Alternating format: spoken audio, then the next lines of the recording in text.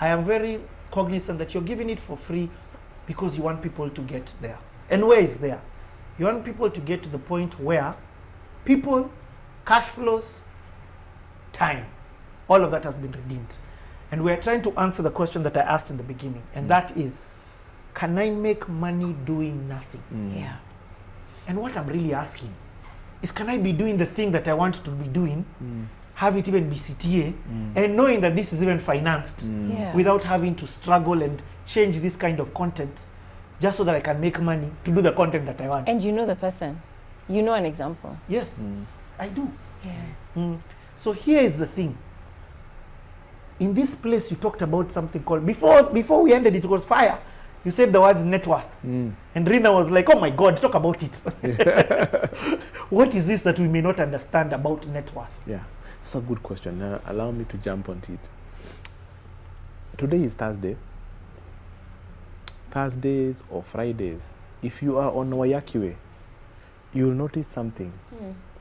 Matatus or, these PSVs with a coffin on top, on the carrier, and household items. You'll see tables, you'll see nini, all of them tied together. I don't know that it's just me who sees that. Yeah, I've not noticed. But because, in Western, burial takes a couple of days. And these road trips, they do have to do these road trips. So I've noticed they carry all these belongings to this person who is in the coffin. And I keep asking myself, what does this represent? And it hits me so hard that this is all the belongings of this person. So then it begs the question, I come back to myself, do I know my net worth? If today I was to be, people were to say, let's take Paz's things back to up country, what would that amount to? And I've asked this question many times, many people, and 9 out of 10 do not know. 9 out of 10? Do not know. And even the 10th one, they have an idea, but they don't have an accurate answer. And the reason is because when you start paying yourself first, and you don't have a clear strategy and a clear direction of where you're going with your pay yourself first, then you start spreading your seed. So today, you put money in land because people are buying land. Tomorrow, you put money in cryptocurrency or Bitcoin because you've had a friend is investing in Bitcoin. The following month, somebody comes up with a brilliant idea to join an investment group, and you start contributing to that investment group. By the time it is 3 or 5 years, you cannot manage, you cannot even remember the things that you have invested in. But you said diversify. It's true, diversify. Yeah, but it's true, diversify. But diversification must be also manageable. Okay? So, what I've seen I've realized this thing, because when I started putting together our family balance sheet, I would go to sleep, and as I'm sleeping, I wake up, I'm like, I forgot an asset. I forgot something. I forgot something that is in Lamu. I go, I put it on the Then I'm driving. I'm like, oh, I have 50,000 bob in my M-Pesa. I forgot to put it in the spreadsheet. Yeah. And I started realizing, first of all, do you know what you're not tracking can easily be stolen? So that is one way we have idle money, because money is just getting stolen. We are entering into these investment groups where there is absolutely no accountability. There is nowhere we are going. It is just a social gathering with the comfort that we are putting money together. But there is really it cannot help me to achieve what I am not able to achieve by myself. So this has become another source of idle money, because it creates chaos in our finances. In fact, let me just give this example. I had a meeting somewhere in Upper Hill. It was around, I finished the meeting around 5 o'clock. And as I was exiting the building, I called one of my friends. I remembered one of my friends used to work there and was actually the managing director of a major insurance company in the country. So I called this person. I said, hey, I am actually in your building. By any chance, are you in the office? He's like, come on in. I went up. I sat down. And as I was just settling down, he told me, you know, Piers, everybody knows Piers, and Piers is around, we talk about money. Piers, I've been in this office for 14 years. I have done a lot for this company, but I do not see myself making any difference from here. So, but I'm scared. I'm scared if I leave this job, I will not be able to meet my obligations.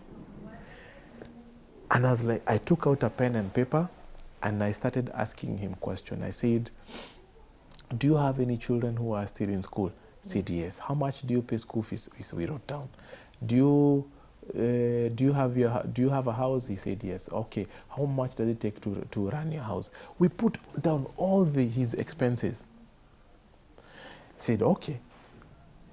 In fact, we came up with a number, 300,000. A month. A month. If only he had 300,000, if anyone he could see somewhere he gets 300,000 every month, he would have been ready to retire that day. I said, okay, fine. Now let's put that aside. Let's find out what investments have you made. We started putting his assets or investments together. Oh, I have this, I have this, I have this, I have this, I have this. Like, we came up with a total value of his investment and how much he needed. And guess what? It was more than enough. He had all the money to retire. He just did not know. Yeah. He was making money doing nothing. No. Probably Oh, land. He had assets. Okay, I get it. Spread in so many places that he could not monitor. He had never seen it in one picture. It is the first time it fell on him that he had enough assets to retire. Oh. 2 weeks later, he called me, said, Piers, guess what? I've handed in my resignation. Wow. And I'm getting, to make things even better, I'm getting a golden parachute. He was getting money for retiring early. He left. We started a portfolio for him. We started paying him 300K. Before we could finish 3 months, he was already identified by the president and was given a job as a chairman of some commission. Now he had income coming in. He called me, said, Paz, now, first of all, thank you. I got back my 8 hours. I redeemed my 8 hours. I bought back my 8 hours. But now I'm getting this money from somewhere else and other things that I'm doing. Can I just tell Nabo not to be sending me this money? I'll be surviving on this. I said, no. The idea was to buy back your time. We will continue sending you this money. You, when you get money that you don't need, put it in your, so that you depend on your portfolio, not on the things that you do every day. Yeah. I don't know. Every time we meet, he tells me, thank you. He is doing what he loves every single day of the year. And he is young, he retired young. He's like he had a moment to reinvent himself. And that's just one of many stories that we have. But the point I was trying to make, the reason why he had not retired until I sat down with him is because his assets were spread everywhere. And he didn't know. And he could not be able to monitor. So the lesson here is Please make sure, even though you are diversifying, make sure you have a money manager. Consolidate things with your money manager. And I say, let me know what land you have. Let me know what you have. Let me know how much you invested in Irina. Let me put it together for you. And then we can look at it. Even though I'm not managing everything, I can tell you, by the way, you see, if you shift this asset to this, you'll have this. Yeah? Let me give one more story. Before you go to that story, there's something very powerful in tracking. Yes. And Tracking. the truth is this, a lot of times so that story is great, and maybe somebody doesn't relate with it because he was an MD somewhere, he's not earning 100K. But there's something so powerful about tracking, because what happens is that these small, seemingly insignificant changes we're making in like 24 months completely change your life forever. But if you're not tracking, you don't know what you're doing. The key thing is consistency. I was reading somewhere about a guy, and this guy learned a recipe on Food Network. And it was a recipe for muffins, and he made them one day for his family, and his kids loved it. They were like, oh my gosh, it's so yummy. So he was like, hey, hey. So he started making them frequently. And then now his kids would have one, but then he started eating. And then he started learning more pastries and started eating more pastries. And now he continued eating those pastries. And then he started feeling, oh, I'm getting a bit sluggish. Oh my gosh, I'm not going to go for that walk that I normally go with my It's a compounding wife. effect. And then, you know, I won't go with that walk with my wife because I'm feeling a bit tired.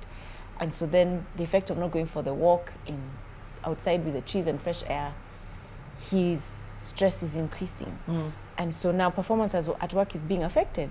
And then he's having to stay longer to do the same amount of work. And so now he's not going for his walks with his wife, and he's not performing well. His wife is missing him now because he's not coming for the walks. And so his marriage starts to take an issue. And everything is... and it started with one muffin. Yes.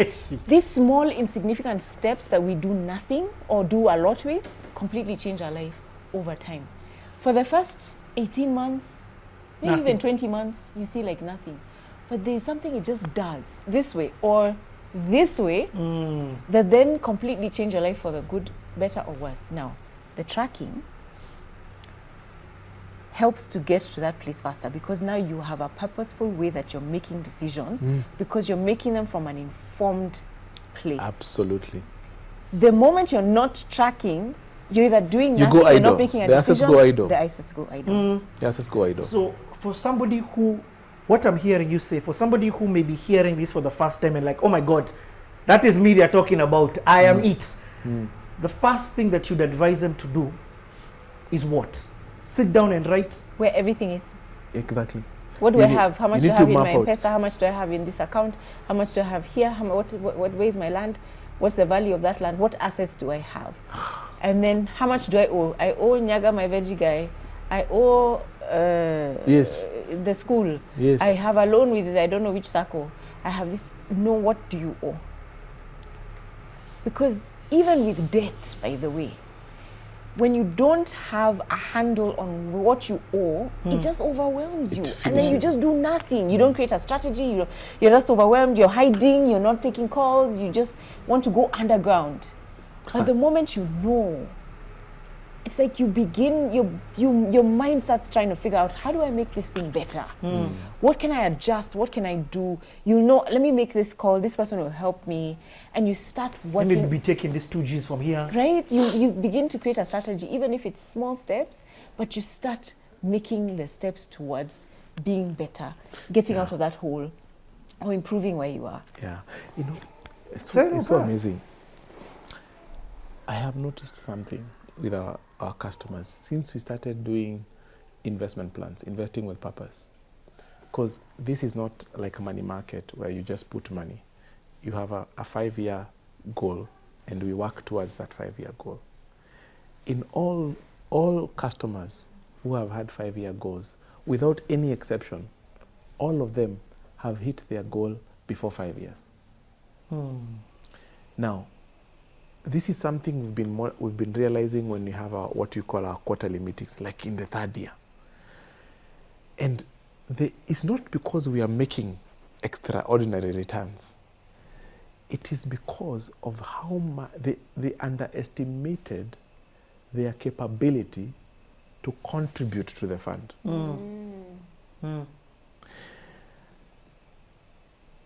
And let me give this example. They have this gentleman who called me from Bahrain. He had just been posted to Bahrain. And he's like, Pius, what is the minimum investment in Nabo? I said 1 million. Those days, it was 1 million. He said, there's no... Now it's... Now we can even have chums with 5 bob. He said, before he could finish the statement to tell me it is too much, I told him, you'll be the first one in Nabo Capital that I'll make an exception for. I asked him, how much do you have? He said, 20,000. I told him, I'll make an exception for you on one condition, and one condition only. You commit to put money in that account, which belongs to you, not to Nabo Capital, every month, something. And he committed to put 20,000 every month. Somewhere along the way, like 3 years later, we are sitting down and we are to review his portfolio. His portfolio was at 7.2 million. Wow. Yeah. Now, the profoundness was not the return that we had made. We had made good returns for him. But it became the place where he swept the M-Pesa accounts, the M-Pesa monies that used to disappear, the bonus that comes at the end of the year. It became a place where all the money that used to go idle and disappear unaccounted for was going. And to the client, they have this sudden realization, oh my God, so much money has been passing through my hands and I didn't know.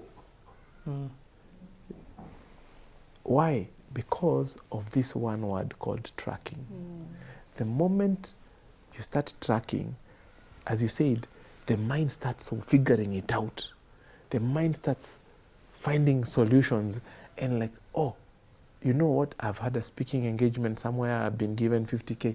If I push that 50K, my contribution that month goes. Sorted. Double. Somewhere I've just received dividend from a company that I'd forgotten, or my SACCO. Oh, 200K. Boom. Before you realize what you had set out as your 5-year goal, you've achieved it in 3 years. Because you have no more leakages. And that's the importance of tracking. If you don't track, you develop idle money. What? If you track, you develop active money. Ooh. What do you do? Okay, somebody has tracked. Yes. Tracking on its own will give people solutions. They'll begin to realize, moments. Yes, aha moments. Awareness. Yes. That piece of land that I have that has just been chilling, kumbe the valuation went up. Kumbe there's demand in that place. It's not even from a negative side of it's idle. Kumbe there's demand for it. Right. You know what I mean? I can sell it for double. It's time for me to exit because now I can move into this. I was looking for school fees. So I like that you've said tracking, because on your own you'll get to understand that asset that you had stopped focusing on because you're in life. Number 2, I'm hearing you say, once you have all that information and you don't know what to do, kumbe there are people's jobs who know what to do with this. Yes. People who know how to turn idle land into active. Yes. Into active. So not idle land, idle money into active money. And engaging them can now help you get right decisions for where it is that your life is going into. So diversification is not, you completely recommend diversification, but what I'm hearing you say is you should know about the diversification that you're doing. It must be taking you somewhere. Yeah. I'll tell you, and I'm going to say it on camera. For the last 5 years, I've had one simple criteria for any investment I make. Will it bring me cash flow next month? Wow. If it does not bring me cash flow next month, there is nothing to discuss. Because it's a game of cash flows. Wow. So even if you're selling a business to me, I want to buy cash flows. Okay. Whatever you do, and that's the thing, once you move your eye from the cash flows, you start getting into these pet projects and things that are not taking your family anywhere. Yeah, some people are going to get upset with you today.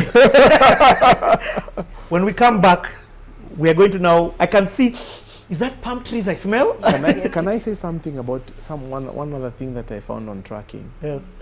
When we started tracking our family balance sheet, we started also realizing what is our borrowing capacity. Oh. How much are you capable of borrowing? Now, the problem is that we have been cultured that we borrow based on payslips. Yes, on cash coming in. Yeah, or cash coming in.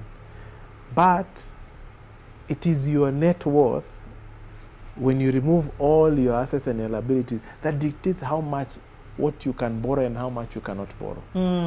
And that's what is put so many families in trouble, because they borrowed based on a payslip. And secure loans. And then that payslip is taken away, and you end up in mess. trouble. Any borrowing we make as a family, we are ready to pay it when it is crisis time. We can wipe it out and continue and readjust. And that's another amazing benefit that I've experienced with tracking our investments.